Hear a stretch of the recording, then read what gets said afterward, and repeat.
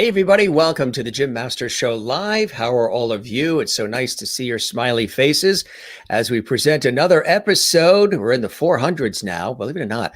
Over 400 episodes of our entertainment lifestyle talk show series have been completed, and that is amazing. This is our anniversary week. 1 year ago, we launched this particular series, the Jim Masters Show Live Entertainment Lifestyle Talk Show series, and it really is absolutely amazing. I cannot believe that it's been that long. During that time, my hair has gone from here to here. So the hair length has actually been a good indicator of how many episodes and how long we've been doing the Jim Masters Show Live. So we've reached that year point, and look, sometimes we pull it back, sometimes we put it in a hat, sometimes we do a lot of different things, but tonight we figured we just let it all hang out and just be casual and relaxed with all of you. How's everybody doing? It is Thursday. We're getting closer and closer to the weekend. But again, when you do these shows just about 7 days a week, you have no understanding of daytime or nighttime or weekdays or weekends. 400 plus episodes. It's been extraordinary. And thank you to you and you and you and everybody watching, all the guests who've been on. We've had hundreds and hundreds of guests who've been on the Jim Masters Show Live Entertainment Lifestyle Talk Show series. We've done host chat shows and Levity shows and on location segments. And we have guests from Broadway, Hollywood, television, film, music, as well as culinary arts and sports and comedy and inspiration and you name it. And it really is amazing. And all the viewers, we thank you so very much for tuning in as often as you do. And those of you who watch live and comment, part of our Levity squad. Levity is a word that is very affiliated with this broadcast because in the summertime, I came up with the word levity accidentally, just slipped out of my mouth when I was saying light, love, and levity. So from that point forward, levity is what we use for this show. And hey, during the year that we've had, levity is definitely something that has been in short supply. So it's nice that we have it. And we're continuing it now into the new year. It's a pleasure to have you guys here. Welcome. We would invite you, of course, as we always do, to subscribe to our YouTube channel. That channel has grown exponentially, and thank you to everybody who has subscribed. It does help the series, it helps the show, it helps the channel. So we would love it if you subscribe to our YouTube channel, Jim Masters TV. Click the notification bell so you don't miss any of the amazing content, as well as the daily live exciting episodes of JMS Live, the Jim Masters Show Live, plus other pop-up shows. Sometimes we do unannounced pop-up episodes where I just pop on and we chat with all the viewers. And sometimes we do some other surprises. And we're actually developing a new series that is going to be added to Jim Masters TV, the YouTube channel. So definitely give it a thumbs up. Give a like to this episode on YouTube, to that video that you see. And if you want to drop a comment on the YouTube channel as well underneath this video. I know YouTube calls them videos. I call them episodes because I come from the world of television. So these are episodes to us. But under the video, you can drop a like and comment if you like. Like this way and comment there. And of course, you can comment live during the show as well, which many of you are doing. So subscribe to the channel. We would love that. We have a wonderful guest coming up in just a second, live and direct from his wonderful home in Connecticut. He's actually a close dear friend of mine, David Friedman, the award-winning and extraordinary composer, a lyricist and producer and author of several books. And we're going to talk about a new one that he has that is absolutely amazing. Let's check in with some of our amazing lovities who are watching all around the world. We've got comments coming in from just about all points of the globe, and we love that. We welcome everybody, and it's so nice to have you here tonight on the Jim Masters Show Live. Okay, let's see some of the comments that are coming in. Kathy Merlin says, welcome, David, to Levity Hall. You're now a Levity. Matter of fact, this is David's second appearance on the Jim Masters Show Live. He was here I'd say probably about maybe 10 months ago. We had him as a guest, and it was terrific. So he's got some new projects and new cool things he's working on that we're going to share with you tonight. Greetings, Jim and Levity friends. Welcome, composer, author David Friedman, to the show tonight. Time to bring on the Levity. That's right, from Christine in North Carolina. Welcome to Levity Land, David. Happy to have you here with us tonight. Yes, he's all into the Levity. He's in the Levity business. Kathleen Walker says, hey, Jim, hope it is a good day. Hi, everyone. Good to see you, Kathleen, as well. Hi to you, Jill. Nice to see you. Stephen Carter Hicks says, love your hair. Thank you very much. I appreciate that. And it is definitely longer than usual. Ruth Reedy is here from Minnesota. Nice to see you, Ruth. Maureen in Arizona says, welcome back, David. Stephen says, woohoo. Maureen says, happy Thursday, my friends. I hope you all had a wonderful day. Just got better when I tuned in to JMS Live. Thank you very much. Ruth says, love your hair. Thank you, Ruth. Mona says, love your hair and shirt. Looking great as always. Thank you very much. I appreciate that. You guys are the best. And don't cut the hair. It's so sexy. The salon actually called a few months into this and said, Jim, do you still love us? Are you going to come back? And I said, absolutely. It's just that during the pandemic, we didn't really do a lot of, visiting and traveling. And now we reached that 1 year point. I mentioned David Friedman, again, a wonderful dear friend. I've known him for a long time. He really is a very, very special person. He really is just one of the nicest guys you'll ever meet, with a big, big heart. We've been to a lot of events together. He's a dear, dear friend. And we always have a great time when we are together, no matter what the event is. And there he is, of course, with a wonderful Sean Moniker as well in these shots with David. And just pulled these up quickly here. Again, we've known each other for a long time, and it's been wonderful. Somebody that he also knew for a long time is the wonderful Nancy Lamott. And Nancy Lamott is just, she was a breath of fresh air. And we're going to talk about her a little bit as well. And it's a wonderful picture of Nancy Lamott and David Friedman. A lot of love in that picture, and always a lot of love when David is on the scene. Just wanted to let you know a little bit about some of his background. I'm sure you know, film and theater composer, songwriter, author, lyricist, conductor. He received the 1997 Backstage Bistro Award for Composer of the Year, 97, Johnny Mercer Award for Songwriter of the Year, Special Lifetime Achievement Award for the 26th Annual MAC Awards, Oratorio King Island Christmas won a Frederick Lower Award, Dramatist Guild Award, David's musical Desperate Measures, which I saw, and it was fantastic. Won the 2018 Drama Desk Award for Best Music and Best Lyrics, along with Peter Kellogg, as well as the Outer Critics Circle Award and Best of Broadway Musical, and the Off-Broadway Alliance Award for Best Musical. And as I was mentioning the last couple of nights when we were previewing that David was coming on, of course, he was on the Today Show for a long time with Kathy Lee Gifford, another dear friend, and they did that Everybody Has a Story segment. It was like the third Thursday of every month for a long time on the Today Show on NBC. His songs, Listen to My Heart, Help Is on the Way, We Can Be Kind, We Live on Borrowed Time, I'll Be Here With You, Just in Time for Christmas, and so many others, My Simple Christmas Wish, are extraordinary. He published the book, Listen to My Heart, the songs of David Friedman, through his publishing firm, Music. The book features 63 Friedman songs, including Listen to My Heart, We Live on Borrowed Time, and so many others, Trust the Wind and Your Love. And of course, he's conducted the music scores for Disney's animated features, including Beauty and the Beast, Aladdin, Pocahontas, The Hunchback of Notre Dame, vocal contractor for Mulan, and songs written by David have been featured in the Disney film Aladdin and The King of Thieves, Lizzie McGuire movie, Bambi 2, the movie Salsa, 3 animated television series, Happiness, Skydancers, and Dragonflies. He also has written songs for Diana Ross, Barry Manilow, Petula Clark, Nancy Lamott, Alison Krauss, Laura Branigan, LMNT, Jason Alexander, Laurie Beachman, Lena Kazan, Leslie Uggams, and so many others. He produced all of Nancy Lamott's recordings, many including his own compositions. And of course, he's been involved with Broadway musicals, serving as musical director for shows such as Joseph and the Amazing Technicolor Dreamcoat, Song and Dance, Beauty and the Beast, and so much more. He's the composer of 4 musicals with Tony Award nominated book writer and lyricist Peter Kellogg. And of course, that is just the short list, but he also has written music for Barney's Great Adventure and the film based on for PBS Kids, the television series Barney and Friends as well. And he also worked in the music department for World Trade Center biopic film on September 11th, 2001. Did that along with starring Nicolas Cage.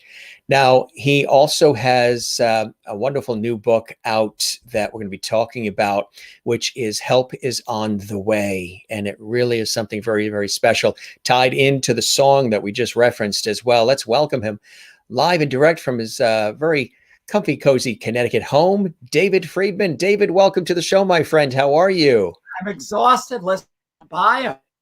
I tell you, you would have thought that was sent by a mother or something, but it's you, and that was just the condensed list, I want to show you some of the levity coming here. A lot of levity coming here. Wow, David Friedman from Shannon Heather, she's here, and Kathleen Walker says hi, David, and June, of course, our dear mutual friend June.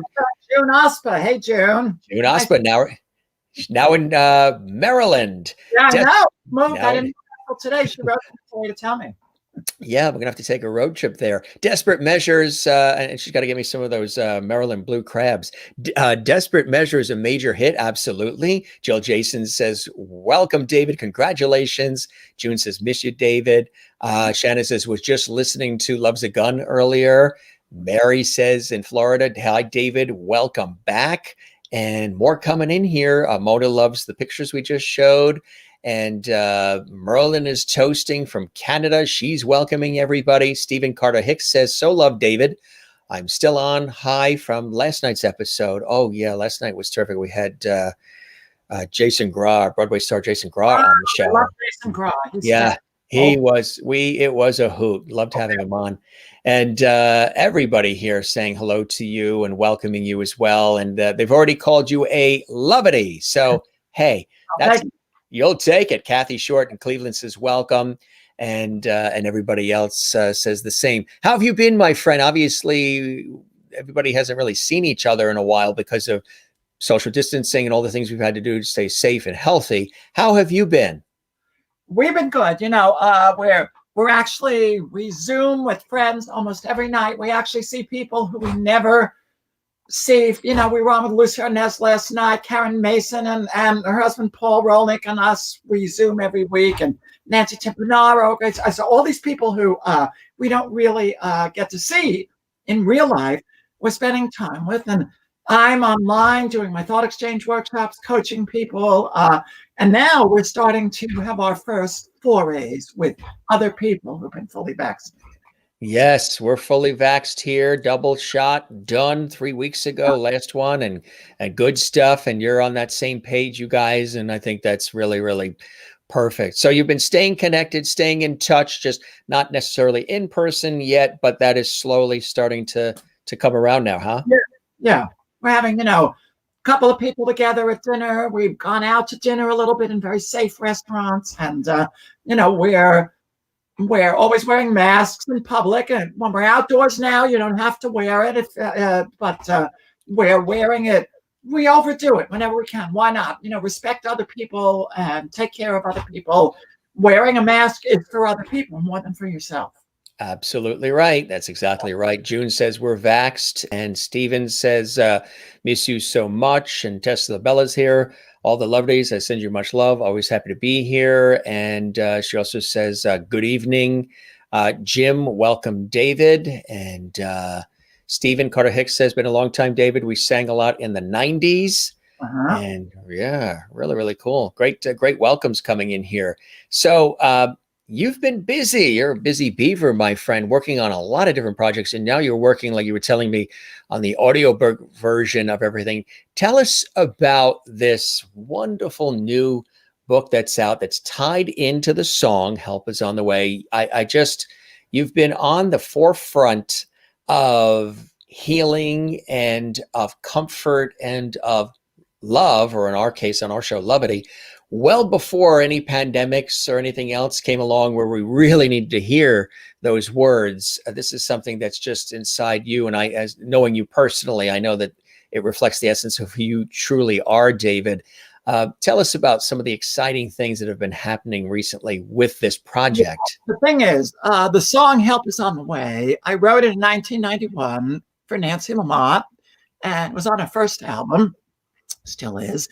And I wrote it during the AIDS crisis, and it got great use from that. And it went on to become the theme song for Broadway Chaos Equity Fights AIDS Easter Bonnet Competition. Every year they have this huge event, and a different current Broadway star closes the show with a song. So it's been used to raise a lot of money for that cause.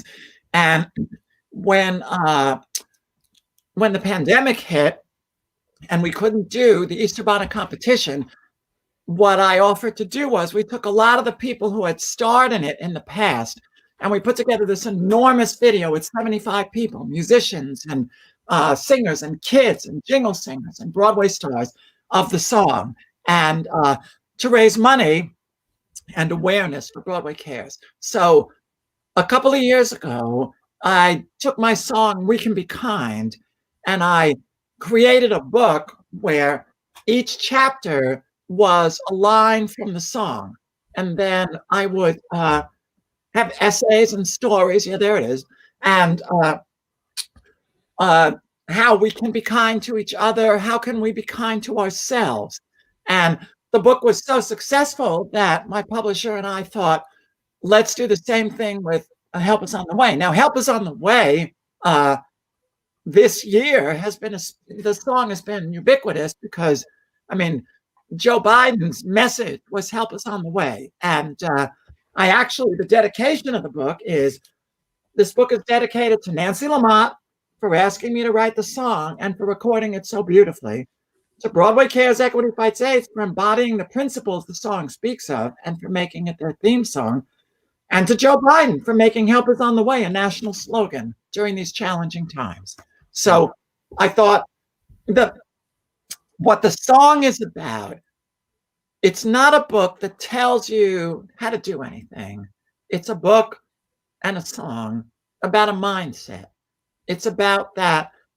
It's addressed to when you have a problem that you really don't know what to do about. You have no idea how it's going to be solved. You have no idea how it's going to turn out.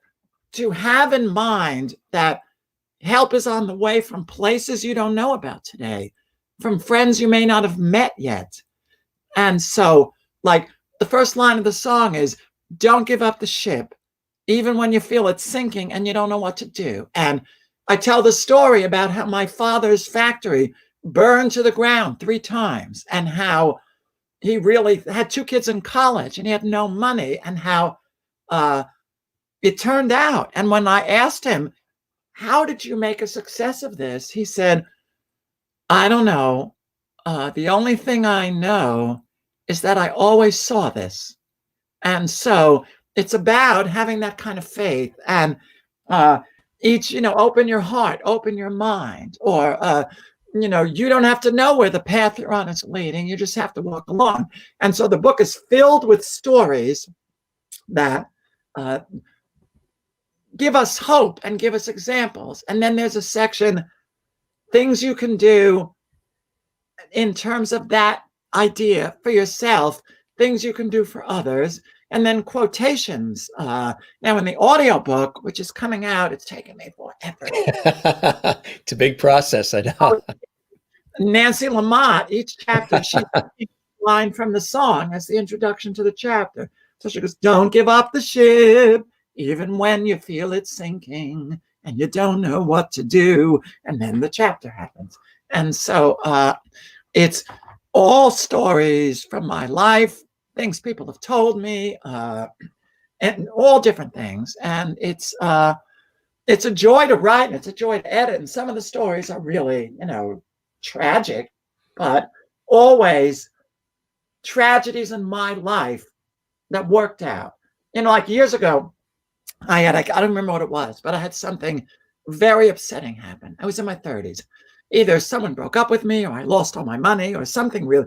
And my father said to me, he said, David, I don't mean to minimize your pain, but if I don't seem so upset, it's because I know from where I sit that this is going to be fine. Mm.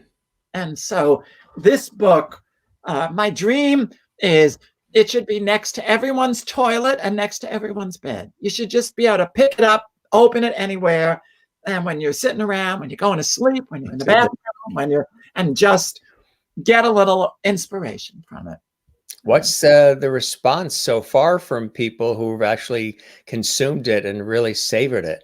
Well, it just came out Yeah.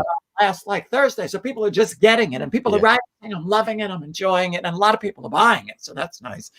But it's people haven't finished it yet, so I don't know. But they're writing saying, I'm so enjoying this, it's inspiring me, and so that's my purpose in doing it. And we're all human, we're all the same,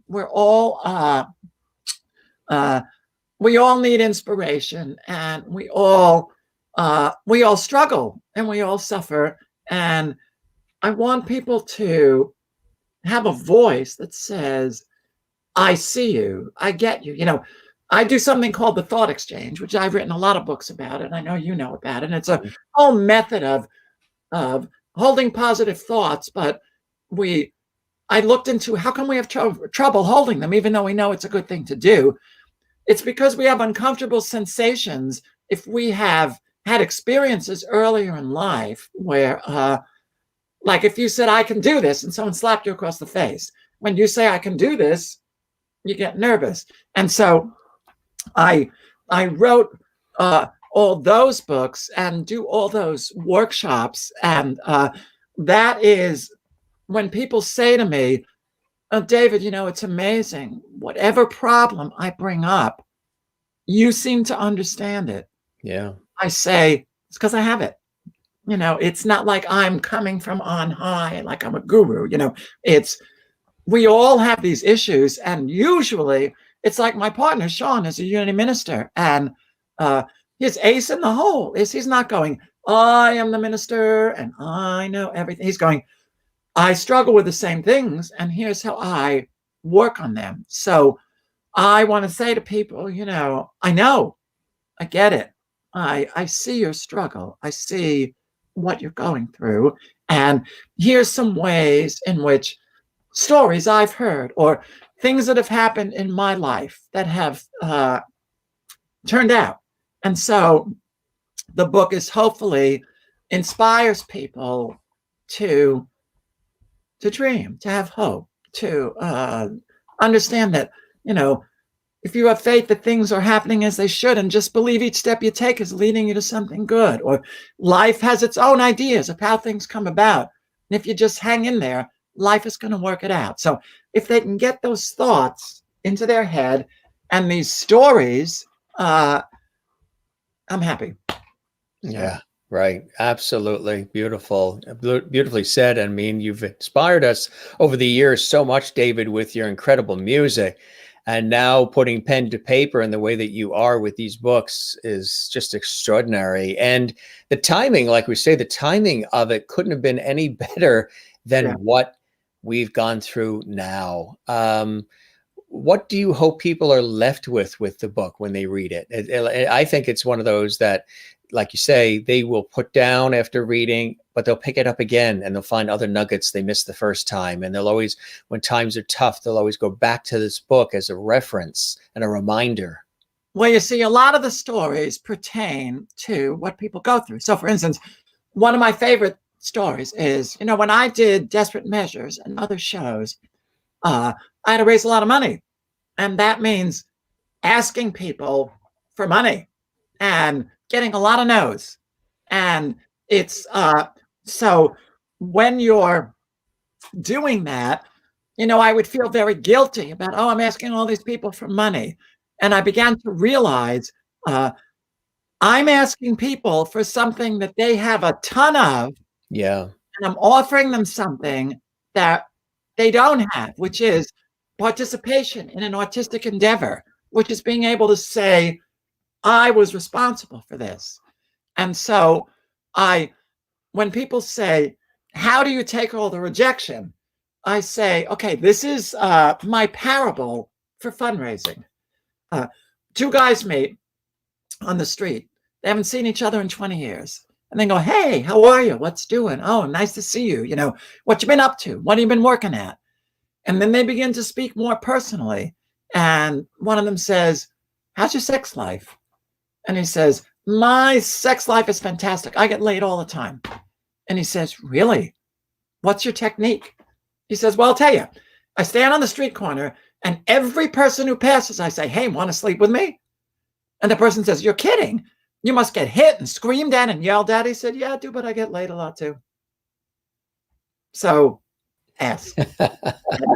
You know, and let people tell you no, and let people scream at you. And so if that little story can be in someone's mind when they are trying to do something that they're afraid they'll get a no for, or that they're afraid won't work out. I say, here's a story.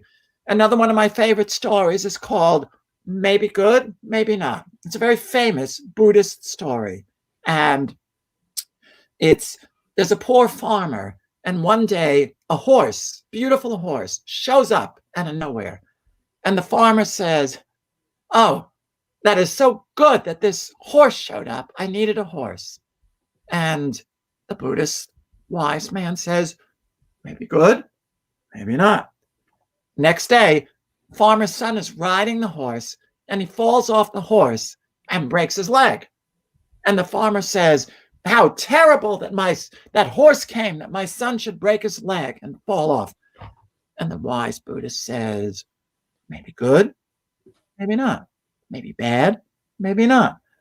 Next day, the army conscription officer comes and drafts all the boys in the town except his son, because he has a broken leg, because he fell off the horse. So the idea is, like, I love the expression, on my way to becoming a millionaire, I lost all my money. So no event ever means anything except it's on the path. And that's under the chapter. You don't have to know where the path you're on is leading. You just have to walk along. So when someone hits an event and goes, oh my God, this is so terrible, I've lost everything. You haven't. You haven't lost anything. You're just where you are. So there are, 100 stories like that in the book. They're all various lengths, most of them short. So you can just bite off one and get some inspiration. And, a lot of people know the song. And so listening to the song is a prelude to this book and is a companion to this book. And so I love it that I have the song out there and that people can take in the whole song in one bite and then look at various expansions of the message of the song. And this coming out of that wonderful relationship with Nancy. Tell us about that. Well, Nancy Lamott was one of the most extraordinary singers of American popular standards of the 20th century. And I heard her sing at a Backers audition, and I started following her. And one day I saw a show that was so great. I went up to her and I said, you're fantastic. You should be making records. And she said, I know. But who's going to do it?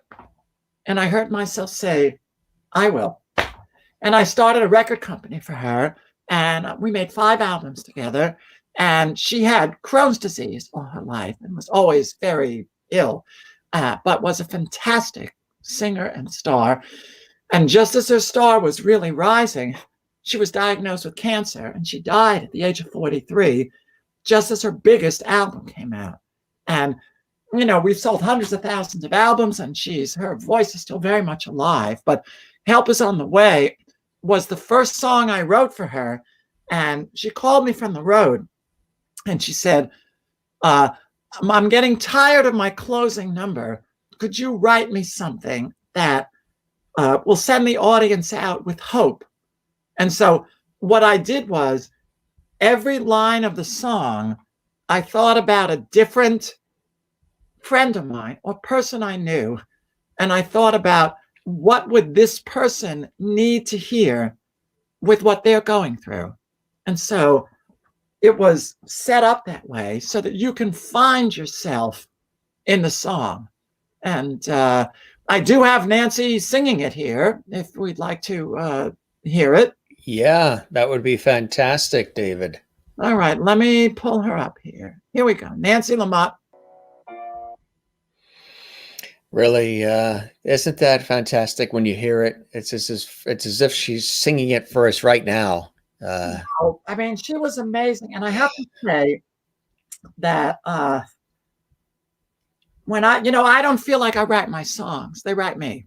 Mm-hmm. Open to them. And I'm listening to that and I'm going for myself, oh, things you're struggling with.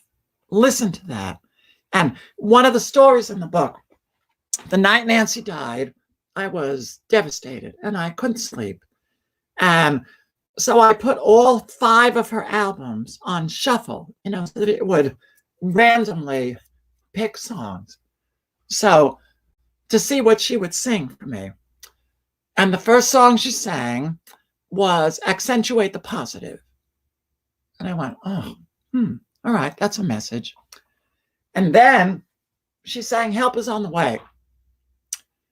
And I burst into tears and I thought, help is not on the way. Nancy's gone. Everything's over. It's terrible. And the song finished. And then she sang Help Is on the Way again.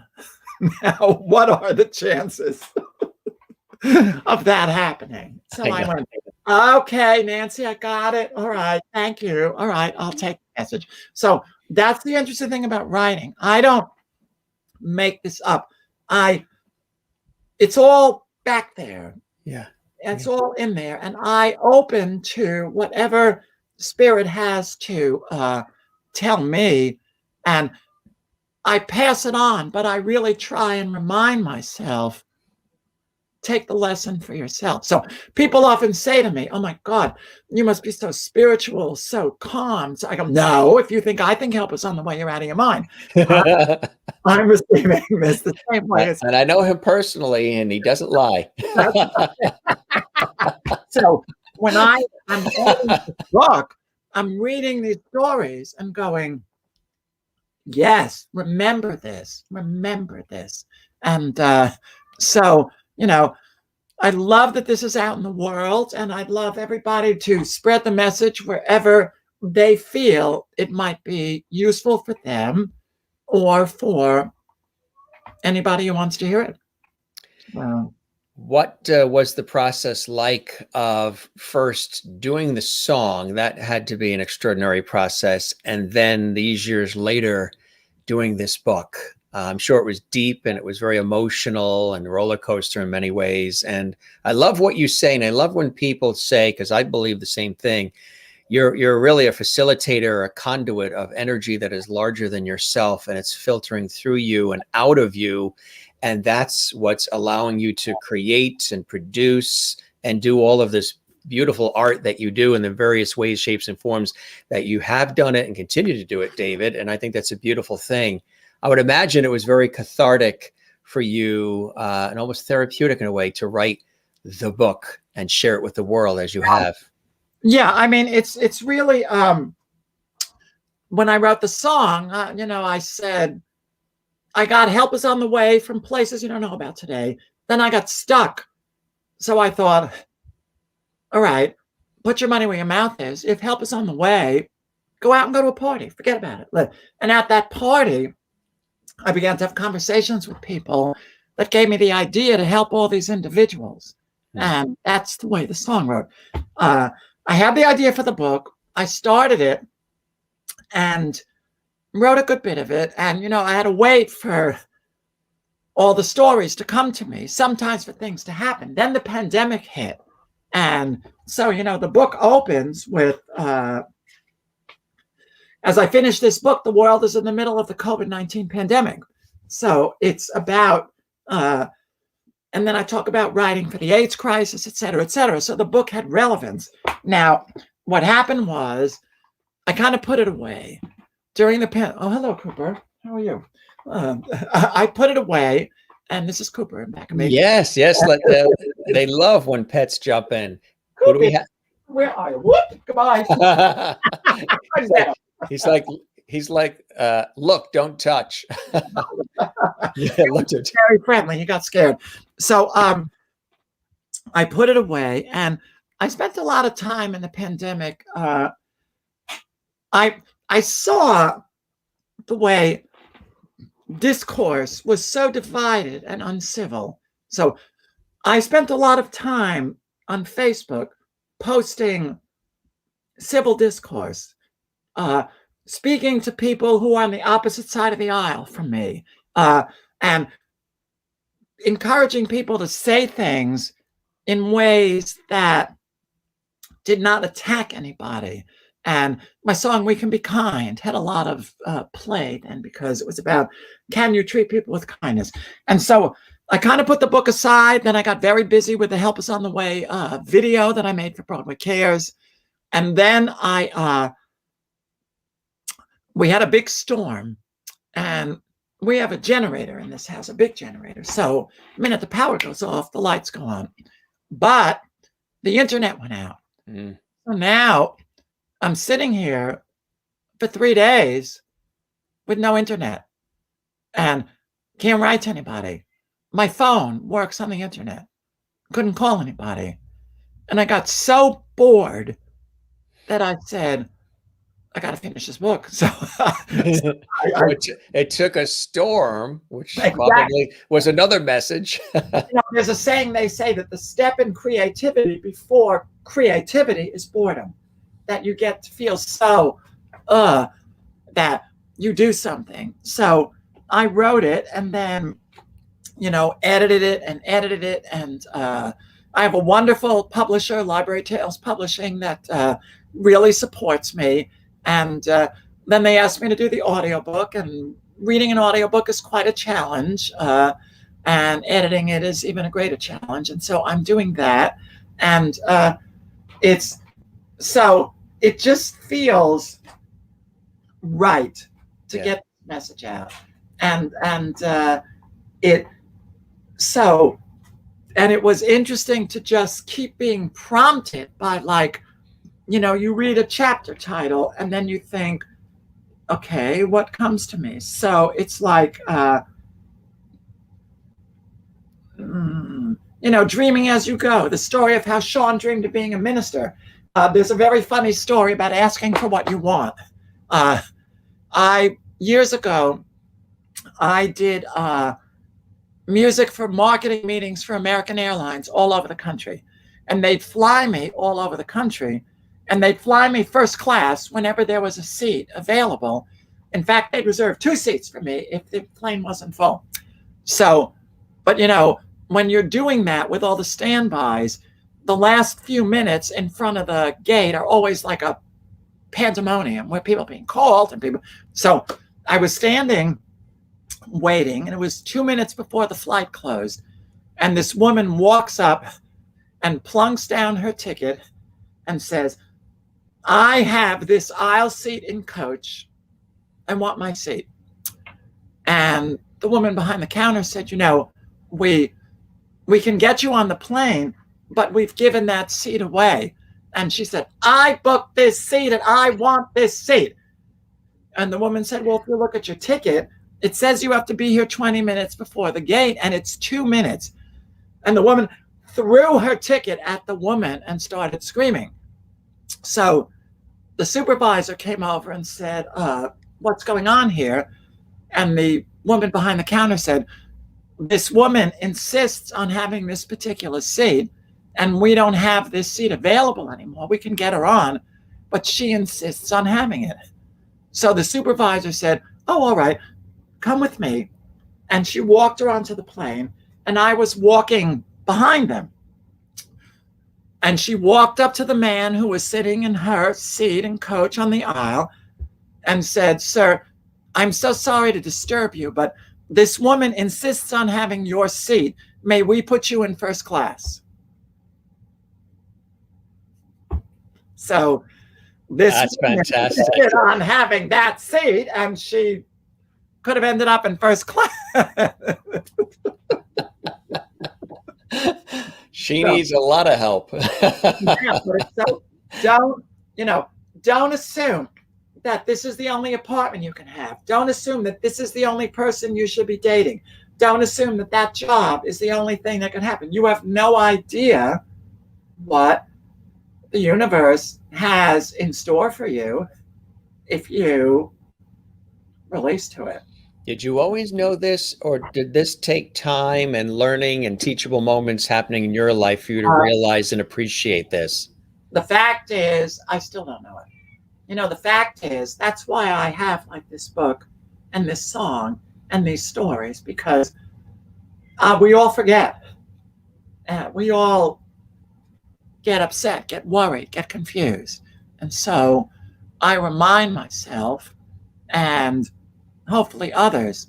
And so, oh, wait a minute here. It's Gabriel. Gabriel just popped up. Gabriel. Hey, Gabriel. Hey, Gabriel. There's Gabriel. Good boy. Say hello. Say goodbye. And I haven't seen Gabriel. Last time I was there at the house, Gabriel was, I think Gabriel plopped down and stretched out on my shoe and just fell asleep right on my left shoe. I remember that. Yes, he loves to lay claim to people. But, you know, there's something else. I was very happy about this. At the end, you know, I have my huge bio of all my achievements, and, you know, David did this, David did that. But this is something that's very important to me. I wrote, at various times during his career, David has experienced clinical depression, severe anxiety, panic disorder, hypochondria, and fear of coming out as a gay man, as well as many setbacks and disappointments. It's one of his missions in life to let people know that these things must be talked about, especially by people whose appearance and achievements might belie the fact that they too experience these issues. David wants others to know that challenges such as these are faced by many, many people and do not preclude having a happy, successful life, but rather are a part of it, a part that deepens us and makes us more empathetic and connected to other people. And when I read David wants other people to know, David really wants David to know.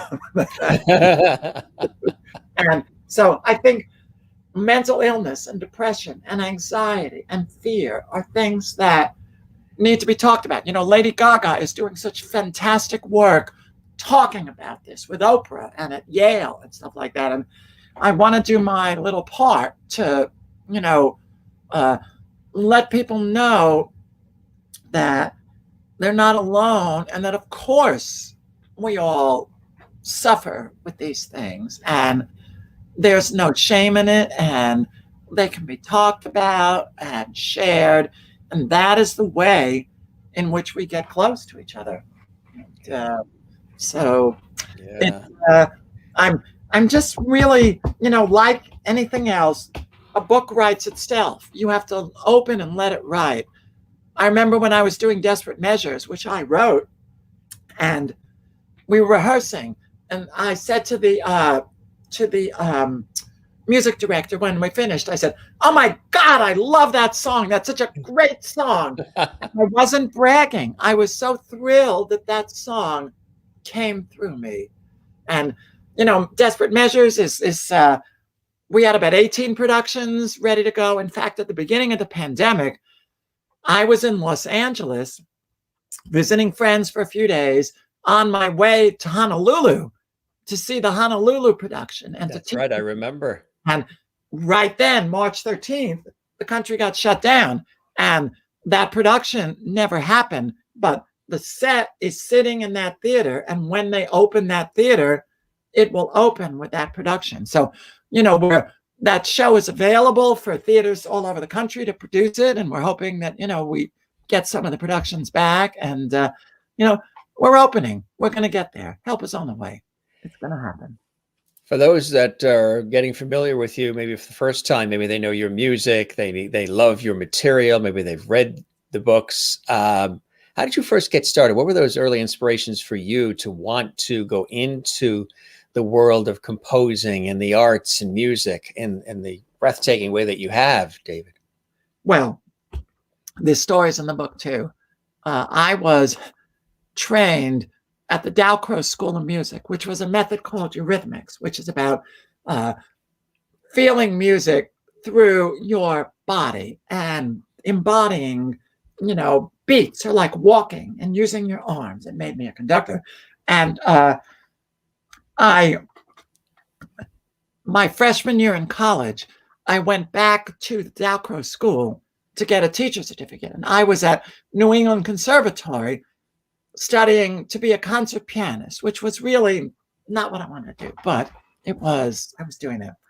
And I got the teacher's certificate, and the head of the school, who was a very prim and proper Swiss lady, sat me down and she said, David, you are one of the most gifted musicians to ever walk through these doors. You are the youngest person ever to get this certificate, and you potentially have a great career ahead of you in music. However, recently, I've noticed a trashy nightclub idiom infiltrating your improvisations. And if you're not extremely careful, you could end up in the pit of a Broadway show. I heard that and I thought, oh, that would be very nice. That would be. And so when I conducted my first Broadway show, I wrote to her and said, here I am in the pit. And she wrote back like, she was one of those people who wrote with a lot of curly cues and underlines. So it sort of said, well, if this is the way you choose to squander your talent, then good luck to you. It was really, but so I just enjoyed doing that. And my career really took me. I was studying classical music. Then I worked at a summer camp where they asked me to help write musicals. And I realized I could write musicals. I came to New York and brought it to a theater, the 13th Street Theater. And I became the music director. And then Aaron Frankel found me in a class and I coached students. I had a coaching practice. And then I wanted to be a conductor. And Mitch Lee discovered me, who wrote Man of Lamott and gave my first break. And then I thought, well, I don't know. I want to do movies. So I went to Hollywood and conducted Beauty and the Beast, Aladdin, Pocahontas, Hunchback. And then I realized what I really want to do is write.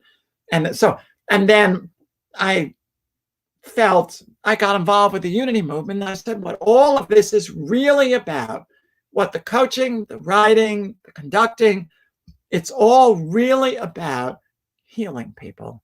And that's what interests me. And whatever I do, I really ask myself, are you healing someone? Are you helping someone? And that's what determines what I do. So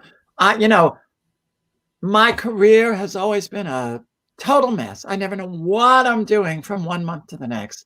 And it's always different. And during the pandemic, I write about this too.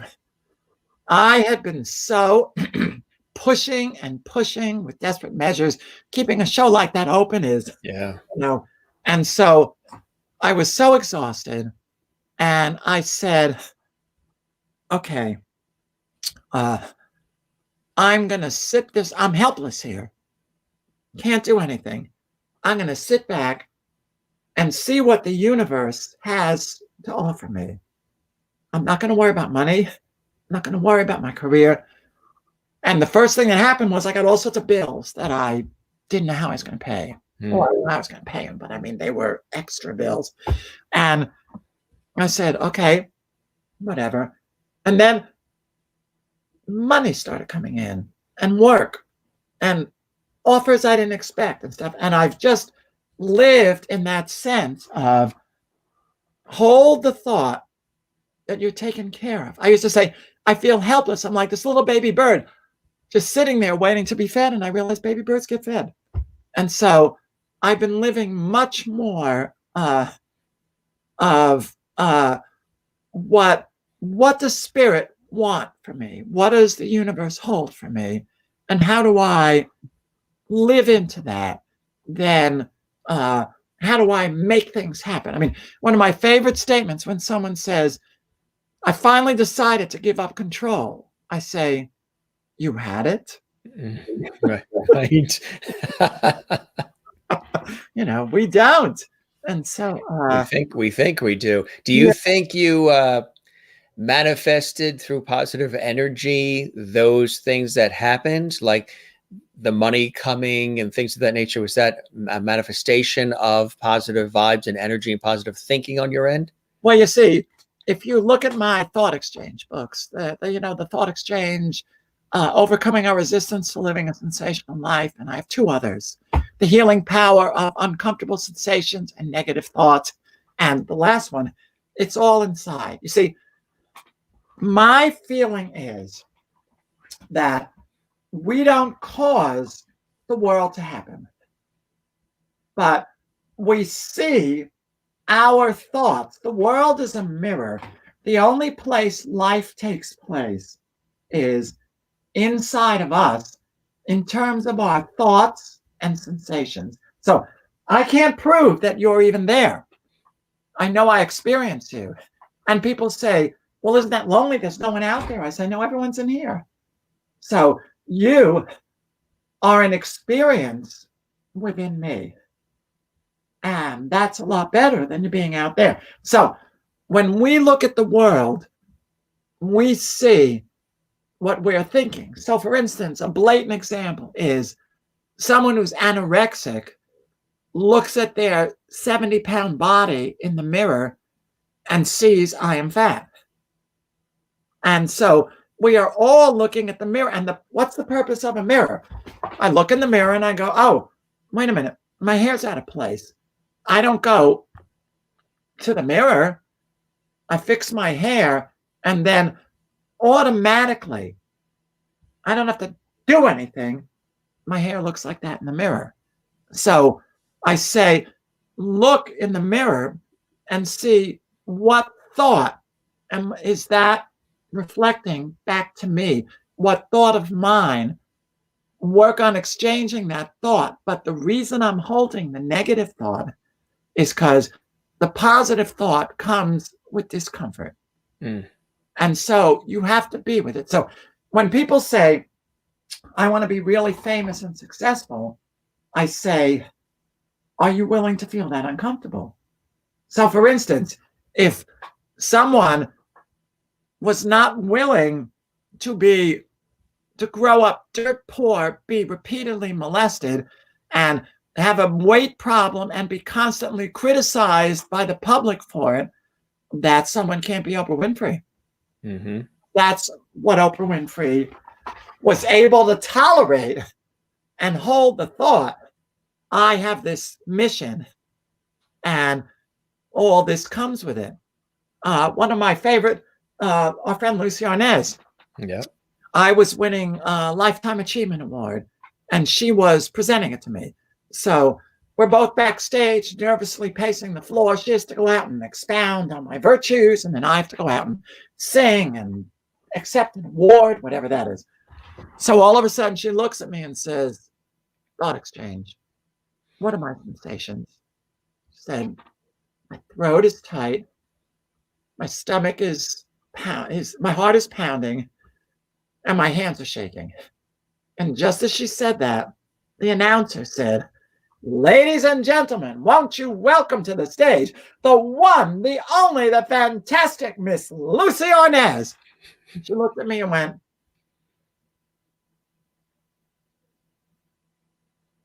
I go out there with that. And she walked out. Yeah, well, yeah, not without that. Right. We have our nerves. We have our sensations. And the only way, I'm always a nervous wreck. I'm nervous doing this interview. And I sit before it and I go, oh, I feel this and that. And I go, good, that's what I feel. That's who David Friedman is. And then you go do it. If I couldn't tolerate, and I have I have low-level Tourette syndrome, so I don't curse and swear. Except when I do curse and swear, I can just say, well, it's my Tourette's. But I'm a very twitchy person. When I'm on television and I think, oh, I'm sitting so still, and then I watch myself, I say, what are you doing? That's me. It's just me. I'm not. And so you accept that, and it's part of who you are. I think it also means you care too. I've always heard that if you get those butterflies when you're about to do something, or you're doing something like you're about to take the stage, or go on television, or make a presentation in front of a big audience, or just do anything that you really care about and are passionate about and you're striving for excellence on, that the butterflies are actually a reminder that you still care about it, you're enthusiastic, and you're passionate. It's when you are about to do something and that angst and those nerves and those butterflies don't appear, you've lost the passion for it, and it's time to make a change. Absolutely. So that's Yeah. great that those butterflies are to be obviously welcomed. Yeah. Yeah, and that's the thing. There's something I work with in Thought Exchange called the welcoming prayer. And when you get an uncomfortable sensation, you go, welcome, come on in. Here you are. Let me be with this. Let me experience this. Because it's always like your inner child telling you something you need to know. And we run from our bodies. And all of our history is stored in there. And we access it by accessing ourselves. And so it's, so, you know, I love being involved with something I care so much about. So Help Is on the Way is a no-brainer for me. It's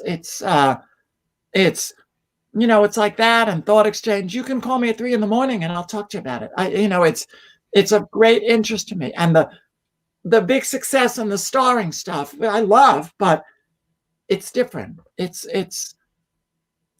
is a different kind of connection to people and to spirit and to myself. And, you know, if I can really help people to get into that mindset, to help people to go, you know, there are a lot of stories about I was in an impossible situation. And there's one story, my friend Ty, she was in Iceland and she went for a drive into the wilderness. And all of a sudden, her engine died. And it started to snow. And it started to get dark. And she said, I sat there and I went, help is on the way from places you don't know about today. And over the hill came an army caravan. Yes. And stopped and started her car and escorted her back. Yeah. Well, remember that conversation that we had that went into the evening after one of the dinner parties at your house, and everybody then nucleus gathers after the rush on the couches there. And I was telling you about the Death Valley story and how I drove alone through Death Valley after a TV shoot, and the liberation of the lifting of guilt that family and friends weren't there sharing this event with me, and that it was all experiences only I was having, and that you have to put the oxygen mask on yourself first before you rush to help everybody else. And and you were the one that you actually said, you know, you were getting in touch with self, and it was a gift to end up somehow with a rental car driving alone through Death Valley in August after a TV shoot, and everybody left and flew home, and I was still there for the next day. And it needed to be something like that. It couldn't have been the city. It couldn't have been an ocean. It couldn't have been a forest. It couldn't have been a garden. It couldn't have been around family and friends. It had to be the stripped raw earth of Death Valley for me to fully experience the liberation of the fact that there will be experiences when I'm just the only one in the room that are gifts for me. Take them. Don't push them off and say, well, I'll wait until I have loving family and friends with me. We'll experience this together, because I'm so communal. I love presenting. Probably why I like being a host. I like presenting, creating atmosphere, creating feeling. You know what that's about with music and everything that you do, creating a certain communal experience through it. And in this case, there was no way to do that. It was all thrust on me.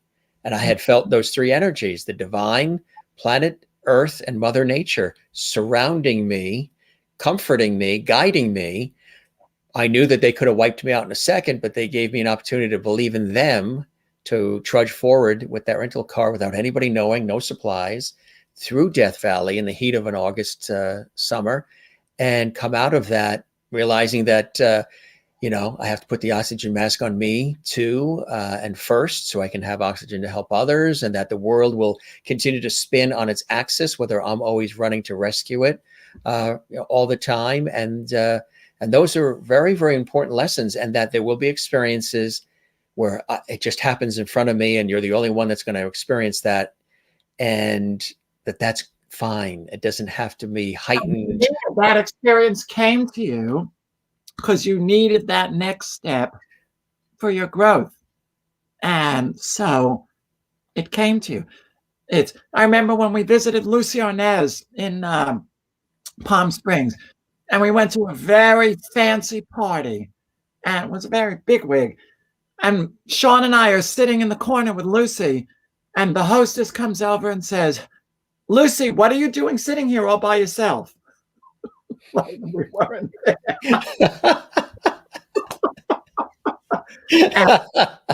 and we just laughed. What did she say? We all looked at each other like, what the?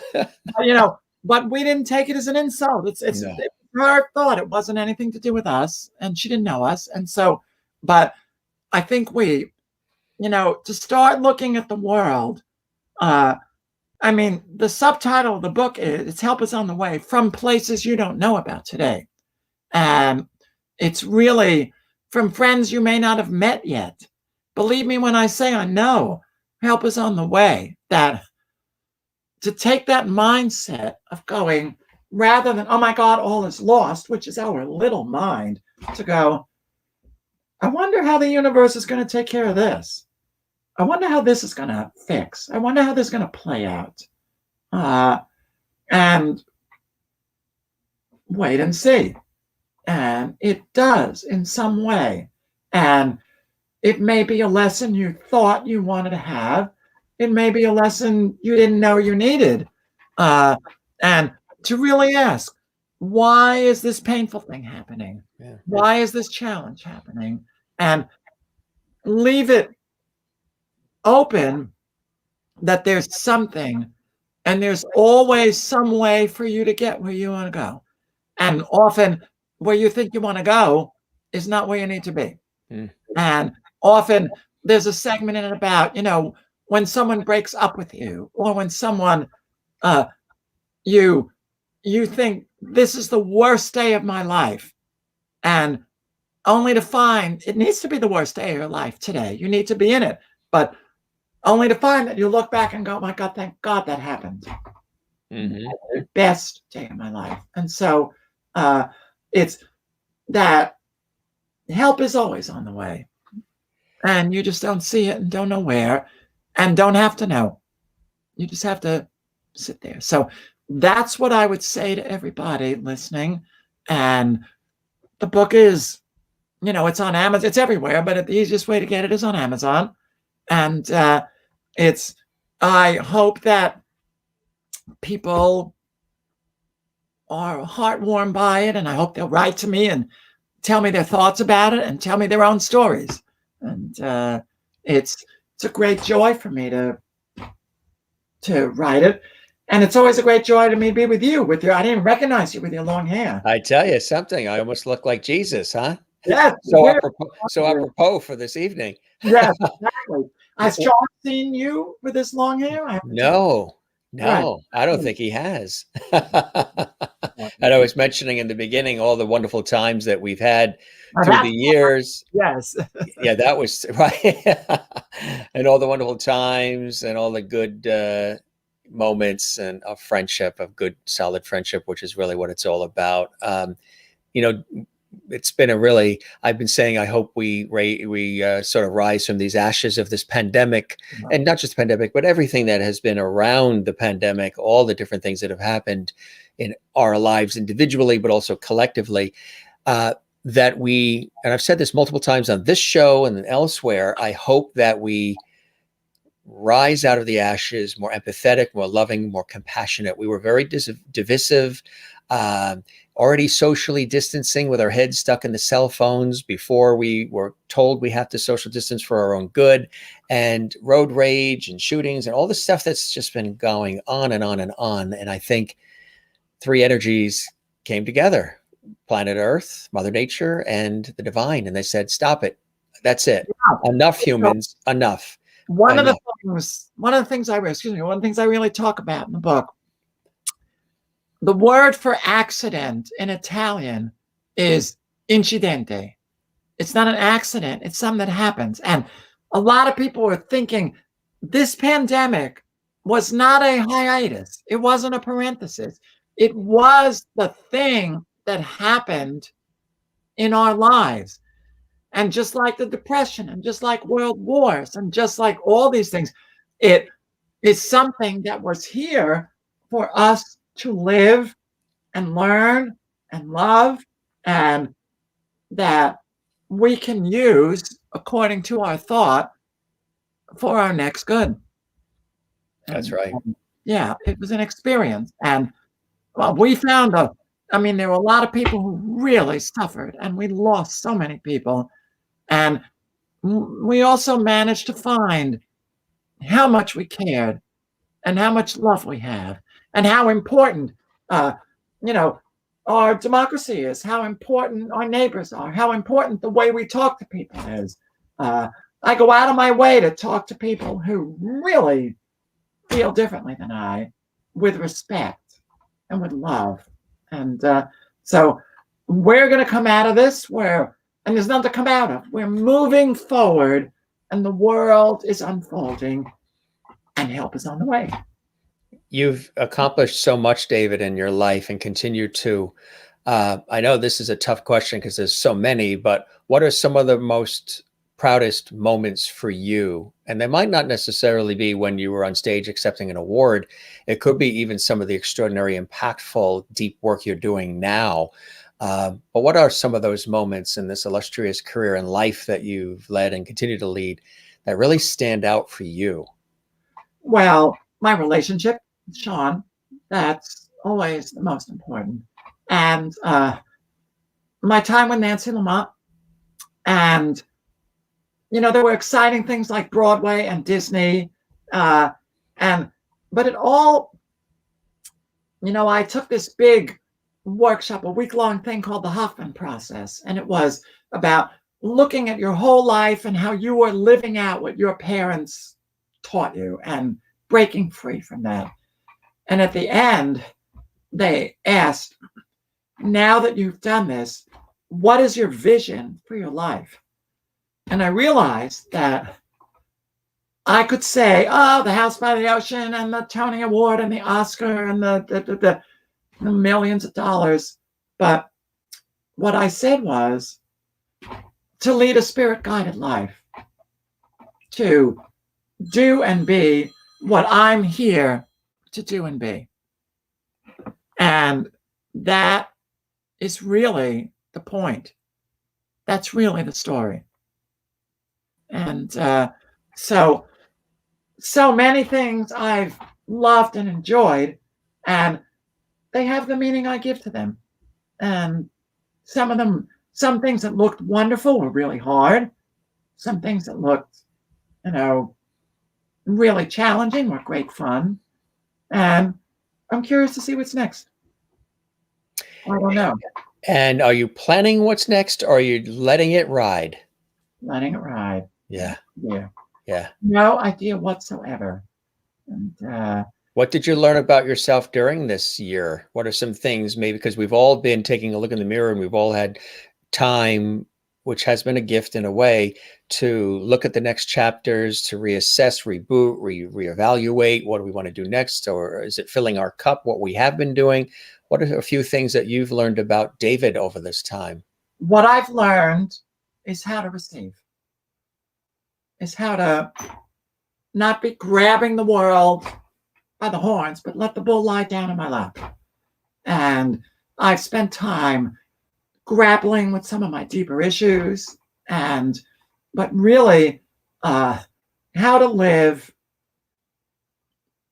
receiving and opening to the universe as opposed to trying to control it. That's really what the lesson of this was about. That's a great gift. That's absolutely a great gift. Wow. Yeah, Joan Sando says, thank you, Jim and David. Beautifully said. Jennifer Barry says, David, thank you. Love you. Um, really nice comments that have been coming in as well. Yeah. Maureen in Arizona. She works in the healthcare industry. Sometimes we're so busy taking care of others that we neglect our own needs. That's why self-love is so important. Jill Jason says, detours can lead to amazing destinations. Absolutely. Sometimes, you and I live in a world where a lot of things are scripted and perfected. And sometimes when you throw that out the window, because you're so used to all of that, when you throw that scripting out the window, it could be some of the most freeing and beautiful experiences when it isn't so heavily scripted and organized and perfectly. Shannon says, I like access yourself. Definitely. And Jill says, if you're prepared, the butterflies make you brilliant. And Shannon says, love this particular conversation. A number of folks also saying that, like Christine Clifton in North Carolina, this is a beautiful message this evening. Thanks, Jim and David. Tesla Bella says, I so needed to hear this message tonight. And really beautiful. What an incredible journey. What infectious, positive energy, David. Really amazing stuff. And it's always a blessing to chat with you, my friend. It never seems like we chatted for an hour and 15 minutes, and it never seems like that. It's always a joy, and I love your work. I always have, musically, and of course, what you're putting to paper. The Thought Exchange is another thing that is extraordinary, and I know that continues as well. And I do it every Wednesday night from 5 to 7. I have and it's virtual. And if people want to join, you write to David Friedman Composer at gmail.com, and I put you on the list, and I just invite you to drop in. It's really fantastic. And while I hope tonight's show met whatever expectations you had, my friend, and you certainly enjoyed the time with me as much as I have with you. Always, Jim. It's always a pleasure. Well, I hope we see each other again real soon, my friend. And I toast you. I toast kind, supportive, generous you. Right back at you. Thank you, Jim. Say hi to Sean, and thanks for all the time, my friend. Good luck with everything, and we'll let folks know where they can find the book and the original book as well. They can find that still on Amazon as well. We can be absolutely, easily, yes. First, both books there. All right, my friend. Take care. It's always good to see you. Always good to see you too. Thank you. We'll see you again.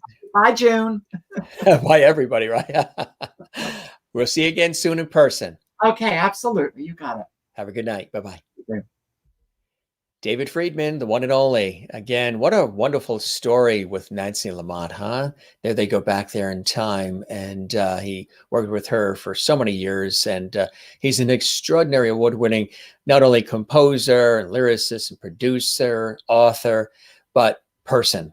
And as you can hear and as you can see, because I know many of you really enjoyed this conversation tonight, he expresses himself openly, authentically, and does that naturally and comfortably because he likes to connect with people through the music, obviously now through these extraordinary books. This is the first one, folks. If you have never gotten yourself a copy, I have my autographed copy of this one here, We Can Be Kind. It is really something special. And everybody went wild when that book came out. Everybody, we were all talking about it.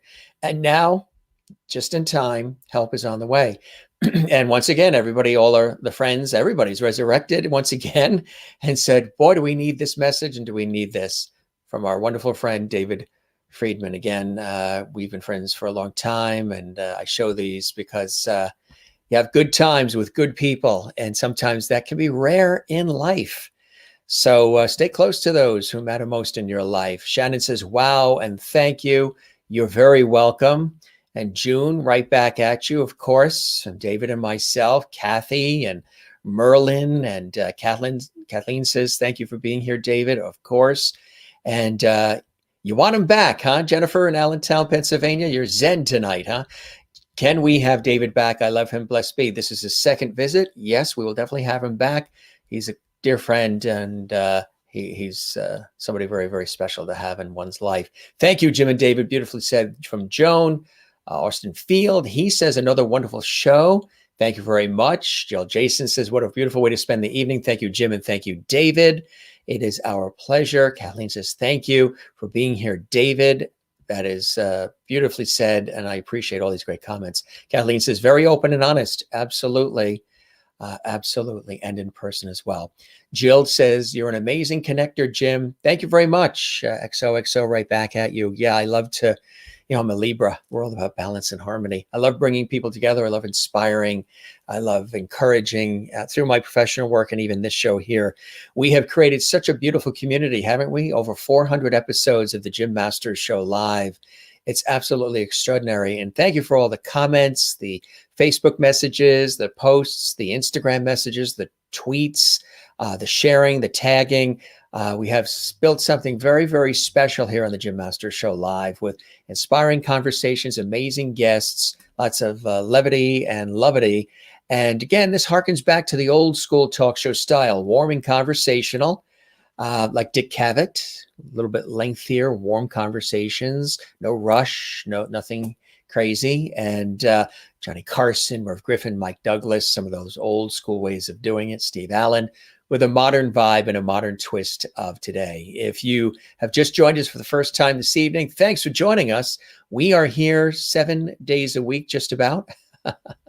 And tomorrow night, we have another amazing guest. Tracy Stark is going to be with us. She's all excited. We were chatting earlier today about her episode coming up. She is fantastic. She's an amazing musical director, as well as songwriter, lyricist, producer. She is amazing. She is here coming up tomorrow. That's Friday, 7 p.m. Eastern, 4 p.m. Pacific. Actor Ryan Duncan is with us on Saturday. That's going to be fantastic as well. We really, really look forward to that on Saturday. Sunday, of course, is Mother's Day. Monday, Hollywood legend Ruta Lee is going to be here. And just announced today, New York Times and international best-selling author, the one and only and the absolutely incredible J.D. Barker is going to be here. J.D. Barker, known for all of his suspense novels and books, his crime and thrillers, and so much more, books and novels. He is incredibly popular. As a matter of fact, he's coming on Tuesday, and he's so busy we had to actually shift and do an extra episode of our show to accommodate his schedule. So that will be on Tuesday. Ruta Lee is on Monday, 7 p.m. Eastern, 4 p.m. Pacific. But at 1 p.m. Eastern in the afternoon, the unbelievably, incredibly talented J.D. Barker is going to be with us. He has countless books, countless novels. They lean thriller, suspense. He's worked with James Patterson. He's worked with Stephen King.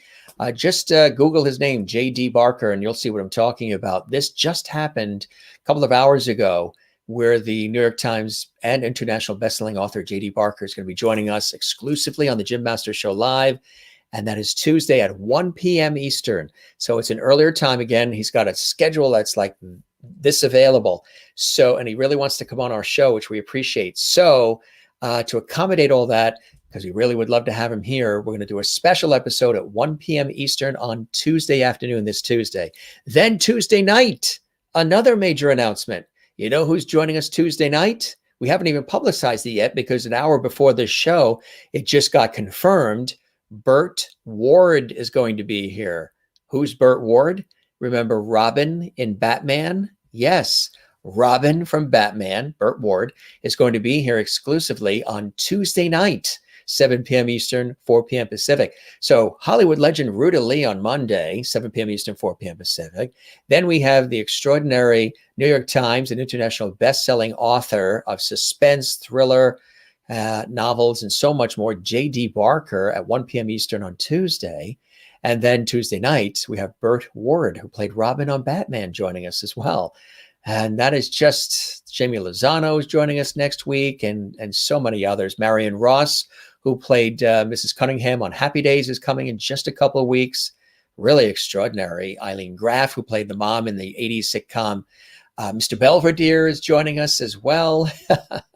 These are just some. Anita Pointer from the Pointer Sisters asked to come on, so she's coming on as well. And we love this. This is fantastic. So we always have something special for you guys. Don't forget to subscribe to our YouTube channel. We would love that. And click that notification bell so you don't miss any of the amazing daily episodes and pop-up shows too. We do pop-up shows, so sometimes we don't announce those. That's why they're called pop-up shows.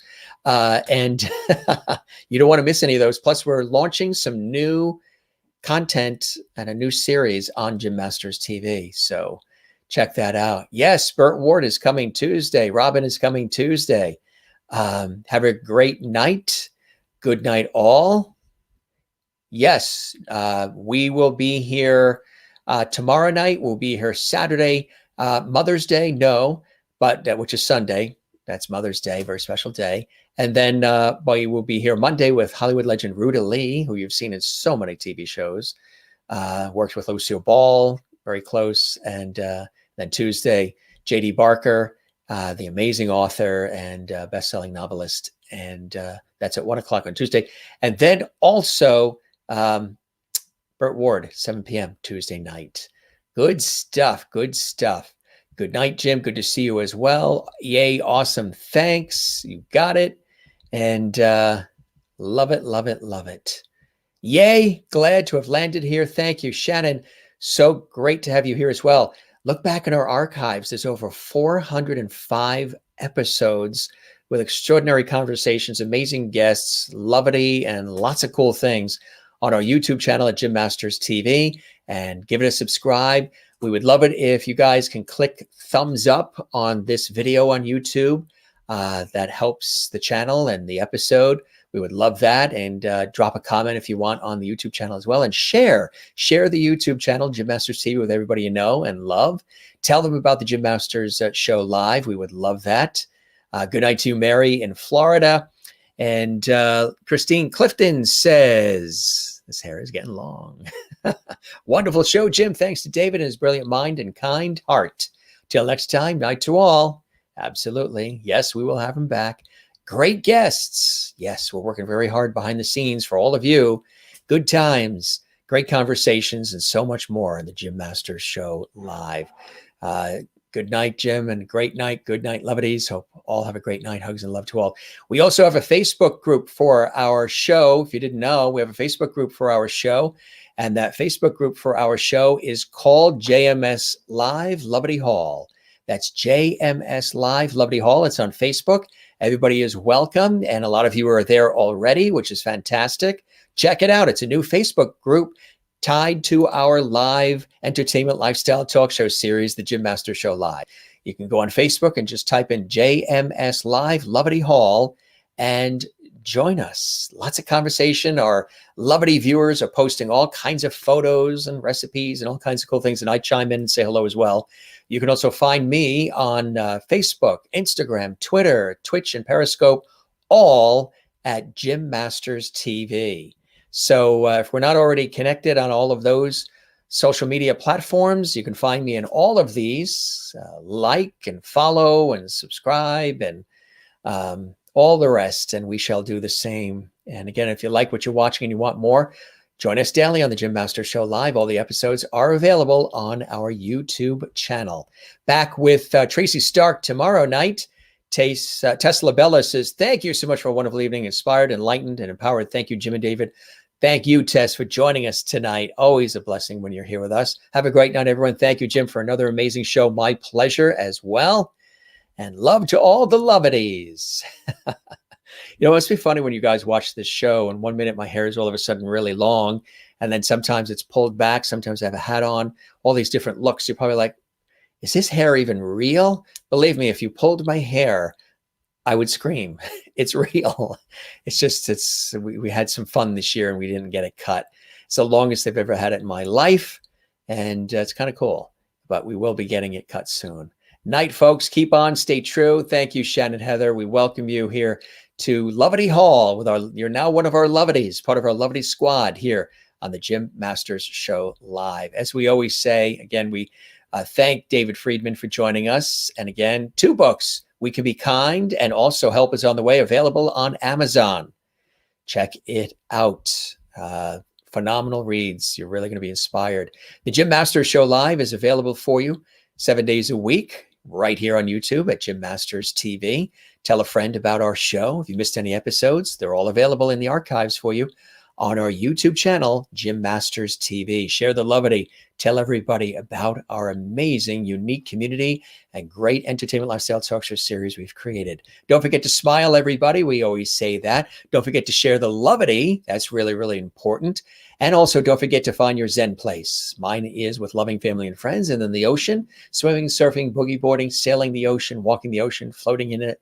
The ocean calls my name, as does the work I do in television, film, stage, on air, on camera, on behind the scenes, just every aspect, all different shows and all the things that I do. Aside from this show, the professional career in radio and television, and so much more.